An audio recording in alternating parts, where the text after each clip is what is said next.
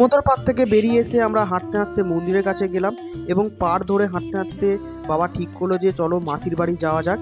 এবং সেই জন্য আসলে একটুখানি এগিয়ে টোটো ধরে আমরা মাসির বাড়ি যাব, জগন্নাথ দেবের মাসির বাড়ি। আমরা একটা টোটো বুক করে নিয়েছি, এরপর আমরা জগন্নাথ দেবের মাসির বাড়িতে যাব। এবং এই হচ্ছে জগন্নাথ দেবের মাসির বাড়ি, যেখানে রথ এসে 7 দিন থাকে এবং জগন্নাথ দেব, বলরাম দেব এবং সুভদ্রা মা কিন্তু এখানেই থাকে 7টা দিন। এই প্রথম যে মন্দিরটা, এখানে জগন্নাথ দেব থাকে, আসলে জগন্নাথ বলরাম সুভদ্রা মা থাকে এখানে। এখানে রাধা মাধবের মূর্তি এখন আছে। এর পরের যে মন্দিরটা সেটা হচ্ছে আসল দীঘার মন্দির।